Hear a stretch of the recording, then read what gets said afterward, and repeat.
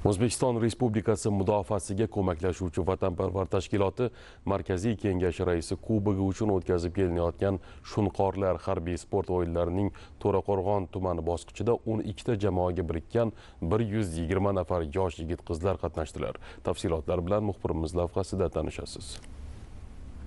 Mudofaa vazirligi Yoshlar ishlari agentligi bilan hamkorlikda tashkil etib kelinayotgan Shunqorlar harbiy sport o'yinlarining To'raqo'rg'on tuman bosqichi ishtirokchilari tumandagi bolalar va o'smirlar sport maktabida o'zaro bellashdilar. Musobaqa nizomiga ko'ra jamoalar 3 ta blok sinovlaridan o'tkazildi. Harbiy vatanparvarlik blokida jamoa a'zolarining O'zbekiston harbiy tarixiga doir bilimlari tekshirildi. Saf qo'shig'i va biz jamoamiz ko'rik tanlovlari ham jamoalarning hamjihatligi namoyishiga aylandi. Harbiy amaliy ko'p kurash blokida esa ishtirokchilar pnevmatik quroldan o'q otish, o'quv granatasini uzoqlikka uloqtirish va harbiylashtirilgan estafeta bo'yicha sanashdilar. Sport blokidan o'rin olgan duatlon, 100 metr masofaga yugurish va turnirda tortilish bo'yicha musobaqalar ham do'stona ruhda, shu bilan birga shiddatli kechdi. Murosasiz bahslardan so'ng g'oliblar aniqlandi. Tuman bosqichida birinchi o'rinni egallagan 42-o'rta umumta'lim maktabining Lochinlar jamoasi viloyat bosqichida qatnashib, tuman sharafini himoya qiladi. Ushbu musobaqada umumta'lim maktablari hamda kasb-hunar maktablari jamoalari ishtirok etishdi.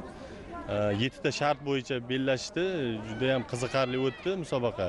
Shu musobaqa yakuniy natijalariga ko'ra 42-maktab jamoasi faxrli birinchi o'rinni oldi. Viloyat bosqichida ishtirok etishni yo'llanmani qo'lga kiritdi. G'olib va sovrindorlarga tashkilotchilarning diplom va esdalik sovg'alari topshirildi. Ta'kidlash joizki, mazkur o'yinlar doirasidagi musobaqalarda yuqori natijalarni ko'rsatgan yigit va qizlarga sport razryadlari taqdim etiladi.